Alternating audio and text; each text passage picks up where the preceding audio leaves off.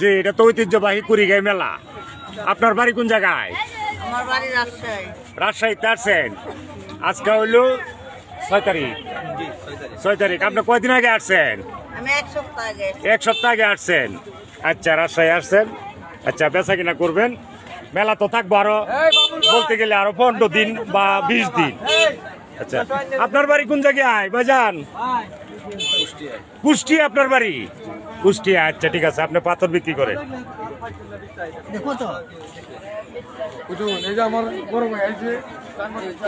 আয়ুষ, আসসালামাইকুম ভাই।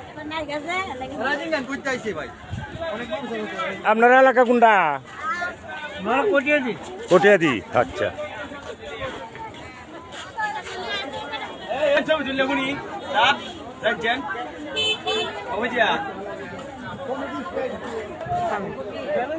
মেলায় বিভিন্ন ধরনের বাহারি পান।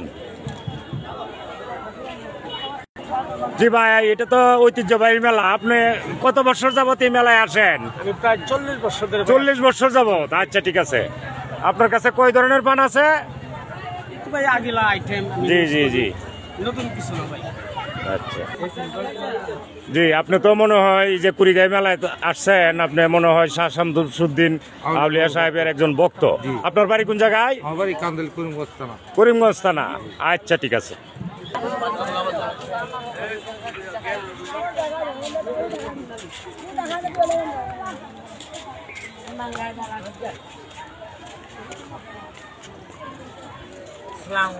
ওয়ালাইকুম সালাম। পয়সা দিতেছে মানুষে কিছু কিছু? আচ্ছা আচ্ছা আচ্ছা।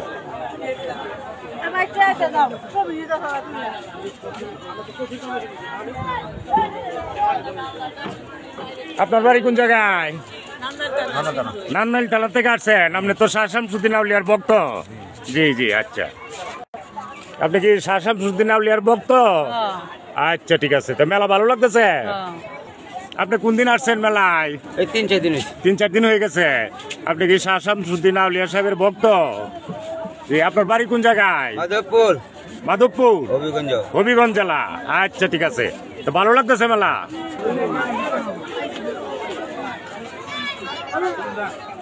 কেমন বেচা হইতেছে ভাই? ভালো হইতেছে।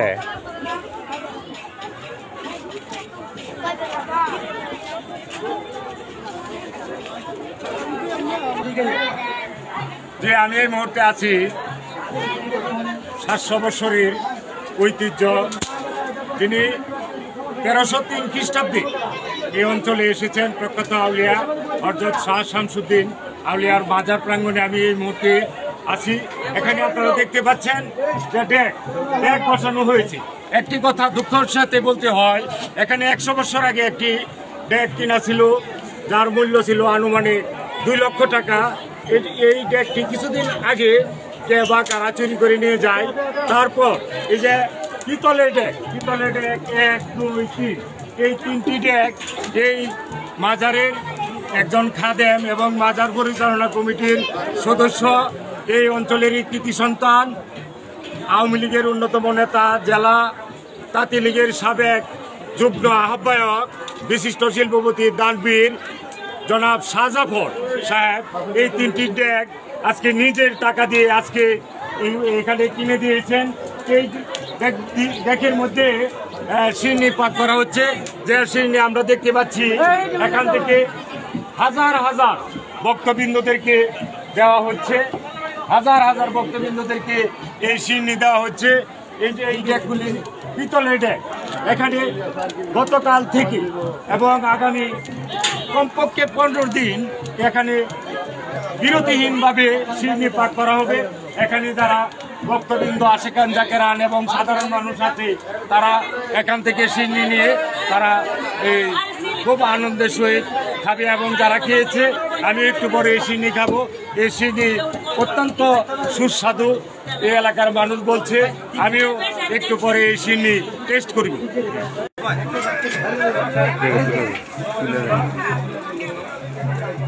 বিরতিহীনভাবে পাক চলবে, ঠিক না? হ্যাঁ হ্যাঁ, খাবার তো খুব সুস্বাদু। আচ্ছা আচ্ছা, ঠিক আছে ঠিক আছে।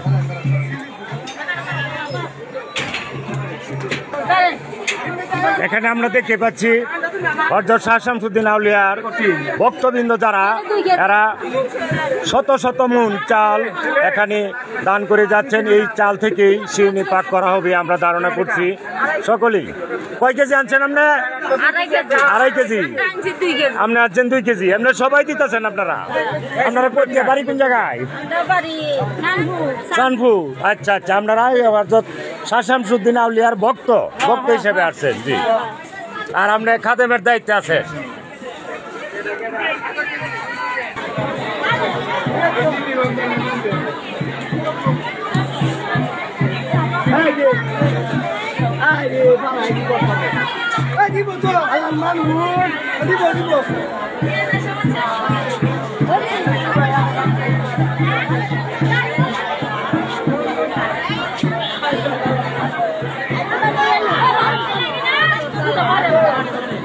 আমরা এই মুহূর্তে আছি হযরত শাহজালাল রাহমাতুল্লাহি আলাইহি ওয়াসাল্লামের অন্যতম সফর সঙ্গী, যিনি এই অঞ্চলে সর্বপ্রথম ইসলাম ধর্ম প্রচার করেছেন, পীরে কামেল হযরত শাহ শামসুদ্দিন আউলিয়ার মাজার প্রাঙ্গণে আমরা দাঁড়িয়ে আছি। আমরা একজন ভদ্র মহিলার হাতে একটি মুরুখ দেখতেছি, তিনি মানত হিসাবে এই মাজারে দান করবেন।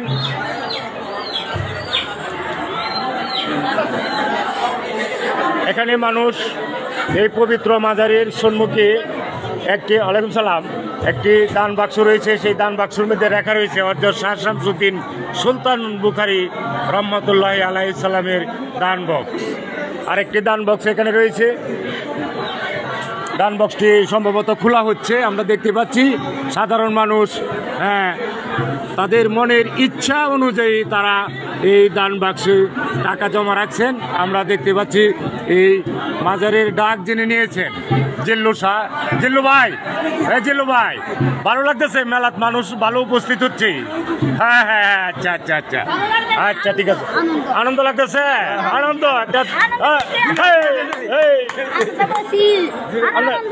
আরো আপনার বাড়ি কই?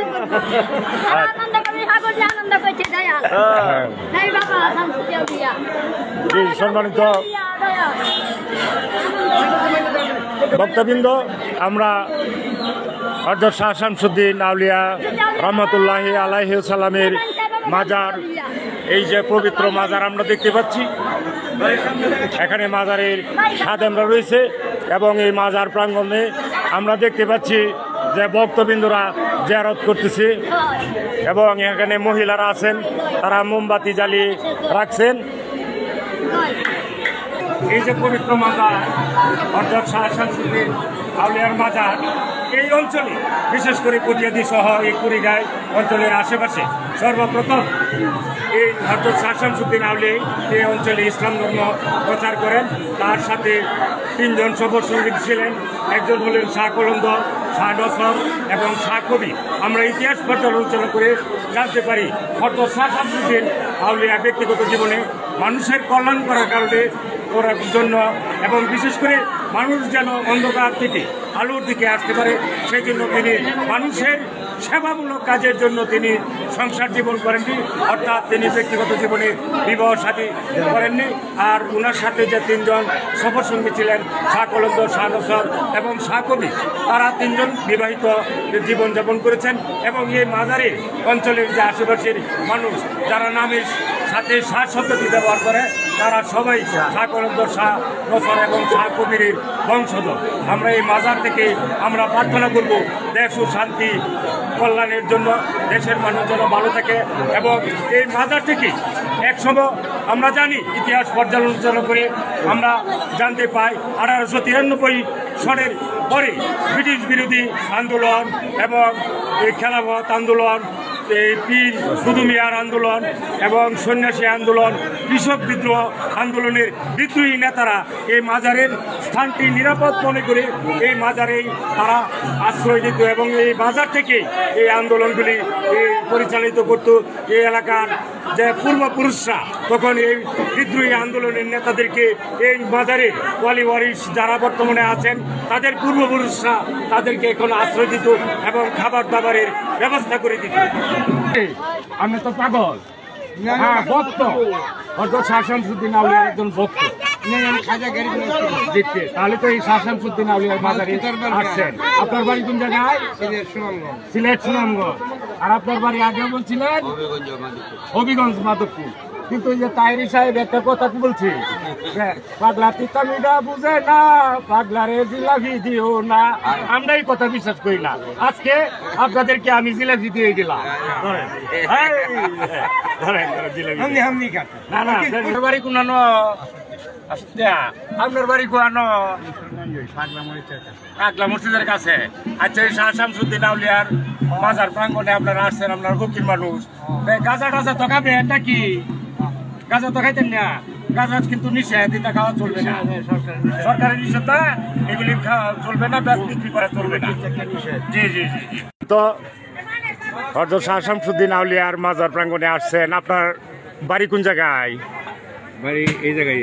আচ্ছা, এই বছর তো সরকারও খুব সচেতন হয়েছে, বা এলাকার প্রশাসন, যে গাঁজা টাজা বিক্রি বা খাওয়াটাও হবে না। আশা করি তো আপনারা এগুলি করবেন না? না না না, এগুলি হ্যাঁ হ্যাঁ, ধন্যবাদ ধন্যবাদ ধন্যবাদ। কি নাম ভাইজানের, কি নাম? আমার নাম মোহাম্মদ আনিফা এবং কাজা বলে ডাকে সবাই। সবাই খাজা ভাই বলে ডাকে। আচ্ছা, বিশেষ করে এই যে মেলার যে মানুষ আপনারা এই যে ফকির দরবেশ আসছেন, বিশেষ করে অনেকেই গাঁজা টাজা খা, আশা করি এইগুলি তো আর এইবার সর হবে না।